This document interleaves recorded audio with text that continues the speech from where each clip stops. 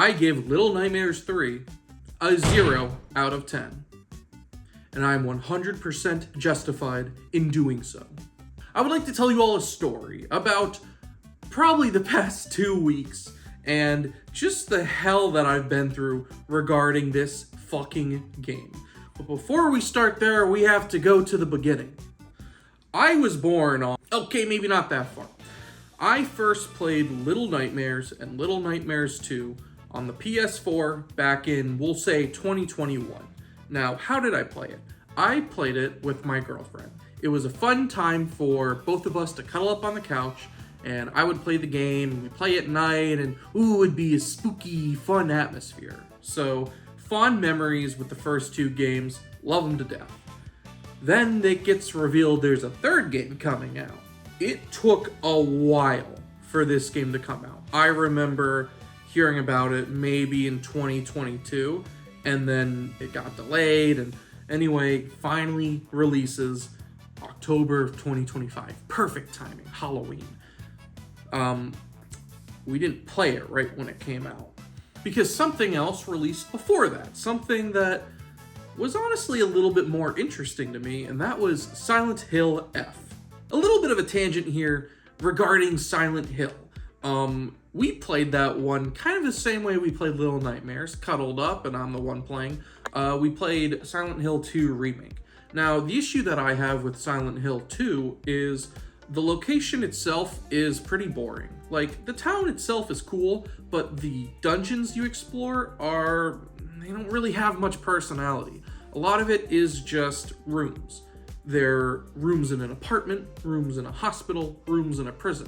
But it's never really evolves from that formula of puzzle solving, which I enjoy, but you just enter hallways and rooms and hallways and rooms. Now, Silent Hill F's aesthetic was really interesting. I mean, not only are you in kind of like this pseudo-ancient Chinese/Japan town that is just overran by flowers, but then you go to this like bizarro world, and it's really cool. It's a nice shift. Once I kind of get tired of being in one area, I'm quickly into the next. Great pace. So we were playing that when Little Nightmares 3 came out, so we held off on it. Specifically, the week of GameStop Pro. I'm not afraid to admit it. I don't care if everyone knows. I have a GameStop Pro account. Now, yes, I know that does lower my credibility significantly. It makes me seem like an even bigger loser than I could possibly imagine. But let me explain why. GameStop Pro is actually a really good deal if you buy a lot of physical games. It's $25 for the year, and every month you get $5 back to you. Now, of course, it's very consumer, where you always need to be spending, but if you're gonna be anyway, you might as well save the $5 each month. Okay, that's enough riding GameStop's cock. The reason I bring that up is because every Pro Week that they have a deal where instead of paying $25 for the year, it only costs $10. And so you bet I'm gonna jump on that opportunity. So then what becomes a $10 a year subscription gets me all these rewards. I'm gonna do it. I'm gonna 100% take advantage of it. That right there is the whole reason I'm still GameStop Pro, is because there's a fly and it's in front of me and I lost my train of thought. Anyway, you get the point. So the week when we decide, okay, we beat Silent Hill F, we're gonna pick up Little Nightmares 3. It was during, coincidentally, that GameStop Pro week. So we go to a store, we ask if they have any copies, and they say no. So then we go to another store that same day, and they had one PS5 copy left. And then that's when we were informed, guess what? You get to then renew your Pro for only $10. Except something funky was going on. I don't know if it was in the water, but it sure as hell was in their system. This weird thing was happening where on their register, it said that I was auto-renewaled, but I wasn't. On my phone, computer, wherever I would look, it would say, you have auto renewal turned off. They said I had it turned on. And for some reason it's important because they couldn't give me the deal unless it was turned off. So now you see the problem. So here I am with this dilemma where it's, okay, we want to play the game, but I also want to save money. However, I can only do that if I purchase a new game. And what was I gonna buy? That? Apparently 5.8 million other people did. Anyways, after the guy was on the phone for about felt like a half hour, they couldn't fix it. And they said they could fix it within 3 to 5 business days, which thankfully their pro week was actually 2 weeks long. So I said, okay, I'll just wait till next week to get the game. Let's fast forward, shall we? Alright, it's next week. I go to a GameStop, another one, a different one, and I have them check, and problems still fucking happening. So at this point, what do? I mean, I just wanted to play the game at that point. Yes, it would have been nice to save the money on a pro renewal, but clearly that wasn't fucking happening. So I said, fuck it, and I bought it. Why did I do that? Because I kid you not, later that evening, what do I get? I get an email that says, your GameStop Pro auto renewal has been turned off. Oh! Now I'm sure you're saying to yourself, well, that's no big deal. Just return the game, rebuy it, and then apply it. I opened it. So I'm kind of fucked. GameStop's return policy states that any new shit that's open, it ain't new. Yeah. I'm gonna fucking do that shit. You're only offering me $15 for a trade-in? So at that point, if I wanted to theoretically return it, which I can't do, I'd have to trade it in to then save money on Pro. At that point, you might as well just fucking fuck me in the asshole. But fuck it. Fuck Pro, fuck GameStop. Who cares about any of it? I had the game. I was ready to play it. So guess what never fucking happened? Now, I've made this point time and time again. And if you know, you know. If you don't know, this is probably going to come as a giant surprise to you. Just like it did me. Because I didn't even think to look this up. I didn't even think to, do my research. I just assumed, as I feel like everyone did, that this game supported local multiplayer. When this was first revealed, there were 2 people playing. The entire game is built around 2 people playing. This isn't like you got Luigi and Gooigi whenever you fucking feel like it. No. The whole game, there's 2 people. Why would it not support local fucking multiplayer? What? Look at It Takes Two, Split Fiction, right? Those support local multiplayer. How about a game like Unraveled 2? Requires 2 people. Local multiplayer. Snipper Clips. Local multiplayer. They all do. In fact, you have to go out of your way to not include it. So why didn't they include it? I'm gonna give you a live reaction, right? This is literally me after the game took its 15 minutes to install. I'm sitting here, girlfriend's sitting there, I have my controller, she has her controller. Scroll down to multiplayer. Oh!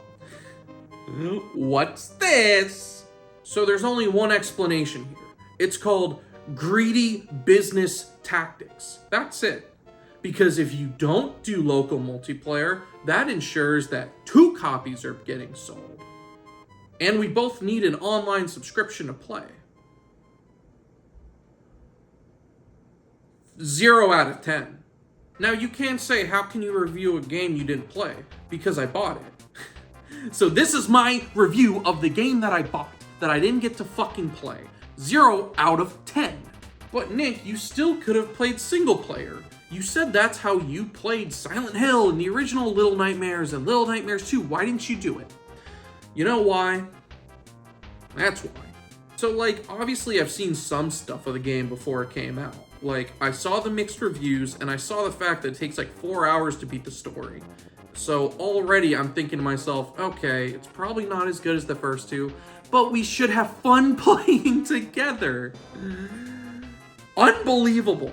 So yeah, I'm not giving it my time. I'm not going through single player and playing whatever the game has to offer, especially when the entire time I'll be playing with a computer, knowing damn well that my girlfriend who's sitting right fucking next to me could be playing. It's like a constant reminder of what should be and just isn't. 0 out of 10. I've brought up before, like, a game like Mario and Luigi Brothership. How, oh, that would be cool if it was multiplayer, you know. Player 1 is Mario and player 2 is Luigi. And, like, it could work, but it's not like the game is centered around 2 people, and the puzzles are always switching between Mario and switching between Luigi. That happens sometimes, but it's not the core point of the game. This is the actual, it has to be played with 2 people. Have I made my point clear enough? So now we get to the what happens next. So I got fucked with Pro and I got fucked with the actual game. What do I do with it now? I'm gonna teach you all something you might not have known. Something that will surely get me in trouble, but everyone can go fuck itself. This is how you return a new game to GameStop. Now, what's lovely about GameStop is a lot of people who work there suck. Now, I'm not saying it's everyone. I mean, there's some great people that work there who are very passionate about gaming, and it's cool to actually just have conversations with them, even if they're ecstatic about something you don't care about. Hey, at least they're passionate about something. But then there are those that just are like,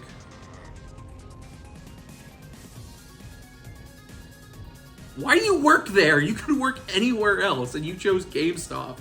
So when I walk in, like, just being like, hey, how's it going? And they don't even look up at me. It's like, why?